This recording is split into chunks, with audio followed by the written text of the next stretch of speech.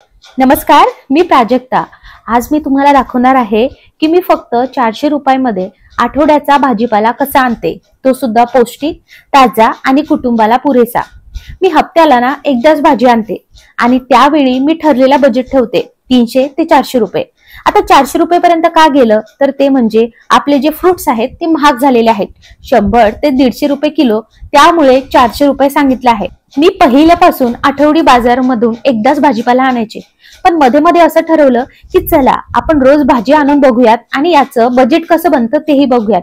पण माझ्या अनुभवातून सांगत आहे, रोज जेव्हा आपण भाजी आणतो ती फ्रेश असते, पण मात्र इथे 300 रुपये लागतात तर पूर्ण आठवड्याचे 500 ते 600 रुपये जातात। मग अशा वेळेस मी ठरवलं की आठवड्याभरालाच भाजीपाला आणायचा। आता माझ्या इकडे शनिवारी आठवडी बाजार असतो, शनिवार रविवार म्हटलं तर सुट्टी, आणि हो, आठवडी बाजार म्हटलं तर सुट्टीच्या दिवशी आला तर ते वेगळंच सुख असतं, कारण आपण त्यासाठी तो भाजीपाला निवडण्यासाठी वेगळा असा टाइम काढू शकतो आणि मेन म्हणजे वेळेचं लिमिट नसतं। आता जेव्हा मी आठवडी बाजार आणते तेव्हा मी जो काही हिरवा पालेभाज्या आहे तो एका प्लेटमध्ये काढून ठेवते। आता ना कधी काय होतं तर फळभाज्या ह्या जास्त महाग असतात तर कधी पालेभाज्या, मग त्या हिशोबाने मी कधी फळभाज्या आणते तर कधी पालेभाज्या, तर कधी फळभाज्या सुद्धा असतात आणि पालेभाज्या सुद्धा असतात। तर बघा, टिफिन रोज द्यावा लागतो आणि त्यासाठी आपण सुक्या भाज्या जेवढ्या देता येईल तेवढा प्रयत्न करतो। तर आता मी अर्धा किलो भेंडी आणलेली आहे। ही अर्धा किलो भेंडी मला 30 रुपयाला पडली आहे। तुमच्या घरामध्ये 4 माणसं असतील, 5 माणसं असतील तरी भेंडीमध्ये तुम्ही अर्धा किलो भेंडीमध्ये एक वेळची भाजी होते, त्यासोबत तर आपण पतलं वरण वगैरे तर करतोच, त्यामुळे हप्ता 2 हप्ता अर्धा किलो भेंडी मला जाते, म्हणजे माझे 2 टाइमचे डब्बे यामध्ये होतात। आणि डब्बा म्हटलं तर आपल्याला सुक्या भाज्या ह्या पाहिजेच आणि त्यासाठी भेंडी प्रत्येक हप्त्यामध्ये माझी असतेच असते। त्यानंतर हिरवी मिरची, हिरवी मिरची आमच्याकडे थोडीशी महाग आहे बरं का, म्हणजे 20 रुपये पावशर। आता दोन्ही प्रकारच्या ज्या हिरव्या मिरच्या आहेत त्या 20 रुपये पावशर आहे। मी 15 दिवस जेवढ्या पुरतील तेवढी हिरवी मिरची आणते, त्यापेक्षा जास्त नाही, कारण नंतर ती काळी होते आणि फेकून द्यावं लागतं। आता कधीही मिरची जास्त टिकण्यासाठी त्याचे कधीही डेट काढून ठेवावेत, म्हणजे जेणेकरून हिरवी मिरची जास्त काळ टिकते।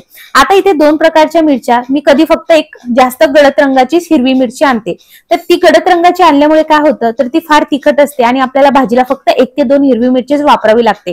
त्या उलट जर पोपटी कलरची हिरवी मिरची तुम्ही घेतली तर मग काय होतं, थोडंसं जास्त वापरावं लागतं आणि तिथे बजेट सुद्धा आपलं जास्तच जातं। अशा पद्धतीने स्मार्ट वर्क करायला हवं। आता इथे जो तुम्हाला जी ही मिरची दिसते ही तोंडी लावण्यासाठी, ही मी एक्स्ट्रा आणली आहे, नेहमीच मी आणते असं नाही, पण टिफिनला साईडला देण्यासाठी ही खूप छान आहे। यामधल्या काही मिरच्यांचे मी देठ काढले तर काही तशाच ठेवल्या, म्हणजे व्यवस्थित भरली आपल्याला मिरची सुद्धा करता येईल। तर ही भरली मिरची सुद्धा 1 दिवसाचं आपलं भाजीचं काम सोपं करून टाकते। या पद्धतीने जर बॉक्सेस घेतले आणि यामध्ये जर एक्स्ट्रा पाणी असलं तर ते खाली जाळी असल्यामुळे तिथे खाली राहतात आणि आपल्या भाज्या खराब होत नाही। हे बॉक्सेस फक्त तुम्हाला 200 ते 250 रुपयाला मिळतात, लिंक डिस्क्रिप्शनला मी दिलेली आहे। या पद्धतीने सगळे देठ आपण काढून घ्यायचे, म्हणजे माझ्या 40 रुपयाच्या दोन्ही प्रकारच्या मिरच्या झाल्या। त्यानंतर येतं डब्यासाठी, ते म्हणजे शिमला मिर्च। आता तुम्ही बघाल तर माझ्याकडे ज्या फळभाज्या आहेत त्या जास्त करून डब्यासाठी, आणि तुमच्या इकडे तसंच असेल। आता आपण पालेभाज्यामध्ये मेथी ह्या सुद्धा देऊ शकतो, पण मेथी आता आमच्या इकडे खूप महाग आहे त्यामुळे मी ती अवॉइडच करते। मग ती मी पराठ्यामध्ये टाकते, म्हणजे त्याचे पराठे बनवते, जेणेकरून मेथी सुद्धा घरच्यांना सगळ्यांना खायला मिळेल आणि त्याच्यामधले पोषण तत्व सुद्धा आपल्याला भेटतील। मग अशा वेळेस सुकी भाजी मेथीची मी टाळते।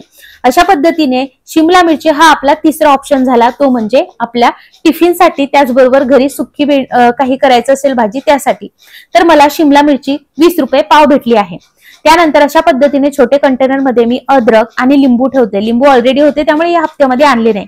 तर इकडे मला अद्रक पडली आहे 20 रुपयाची, तर अजून एक्स्ट्रा यापेक्षा डबल आहे, तर 20 रुपयाची अद्रक झाले। तुम्ही सगळे टोटल करू शकता आपले किती होतात, आणि आखरी मी सांगणारच आहे।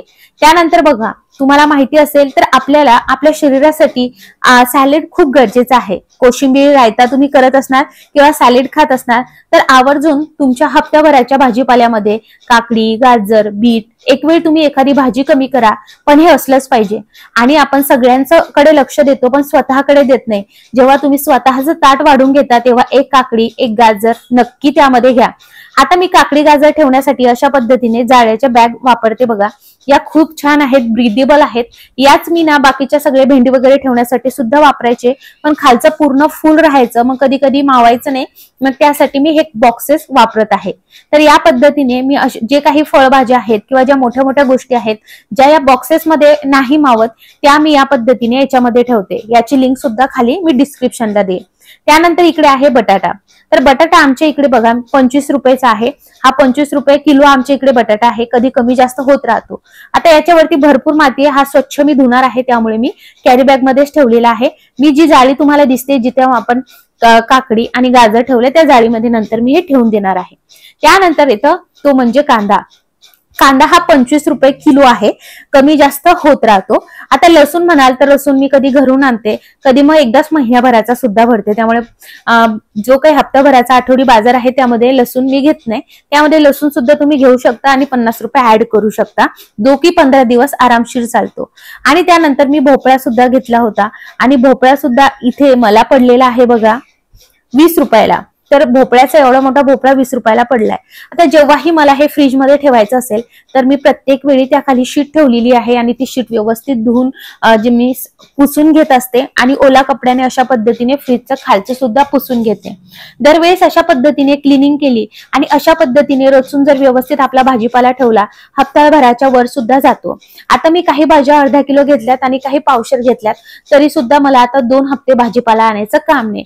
म्हणजे तुम्ही असं समजू शकता की मला 200 ते 250 रुपये दर आठवड्याला भाजीपाल्यासाठी लागतात. आता थोडंसं जास्तही होऊ शकतं. कधी जर फ्रुट्स आणायचे असेल, काकडी वगैरे संपली असेल तर मग थोडंसं जास्त होऊ शकतं. सो 300 रुपये तुम्ही म्हणू शकता. पण आता जेव्हा मी हा भाजीपाला भरला आहे आठवडी बाजारातून, तर हा आता मी 2 हप्ते मला म्हणजे पुढच्या आठवड्यामध्ये मला भाजीपाला जायची गरज नाही. आता मी मका सुद्धा घेतला आणि मका मला 50 रुपयाला 5 म्हणजे 10ला 1 अशा पद्धतीने पडले आहेत बघा. म्हणजे टोटल आपण 500 पर्यंत गेलो आहोत. पण 500 यासाठी सांगते आहे कारण यामध्ये ना मी फ्रूट सुद्धा घेतलाय, म्हणजे 1 किलो डाळिंब. तर डाळिंब आहे इकडे 100 रुपये किलो, त्यामुळे मी 400 रुपये तुम्हाला सांगितलं आहे. फ्रुट्स तुमच्या आवडीनुसार तुम्ही कमी जास्त करू शकता. खालचा पूर्ण सेक्शन भरला तर या पद्धतीने बॉक्सेस घेतले तर जे आपल्या फळभाज्या वगैरे असतात किंवा भेंडी, शिमला मिर्च, हिरवी मिर्च, कोथिंबीर ह्या खूप व्यवस्थितरित्या यामध्ये राहतात आणि हप्त्याभराच्या वर सुद्धा खराब होत नाही. आता बघा तुम्हाला टमाटर दिसत नसेल तर मी टमाटर फक्त 3 ते 4 दिवस मला जेवढे लागेल मी तेवढेच आणते आणि ते कधीच फ्रीजमध्ये ठेवते, बाहेर ठेवते. आणि शक्यतो आम्ही टमाटर थोडंसं कमीच खातो, त्यामुळे तुम्हाला टमाटर दिसत नसेल. आणि एकदा आणलं की ते अर्ध कापलं की अर्ध अशा डब्यामध्ये ठेवते आणि लगेच त्याचं वापरून टाकते. अगदी 1-2 दिवस तसंच मी ठेवत नाही. आणि बघा अंडे सुद्धा मी हे अशा पद्धतीने वेगळा असा डब्बा घेतल्याने एका डब्यामध्ये असे अंडे ठेवते, कारण जो अंडे ठेवण्याचा सेक्शन असतो फ्रीजमध्ये तिथे मी बाकीच्या गोष्टी ठेवते. आता सगळं जेव्हा फळभाज्या वगैरे सगळ्या गोष्टी ठेवल्यानंतर सगळ्यात शेवटी मी ना पालेभाज्या या व्यवस्थित निवडते, कारण सगळ्यात जास्त टाइम याला लागतो. जर आपण आधी पालेभाज्या निवडत बसलो तर काय होतं, अशा वेळेस आपल्याला नंतर कंटाळा येतो आणि आपण व्यवस्थित ठेवत नाही. त्यामुळे मी अशा पद्धतीने याला 1 ते 1.5 तास जातो.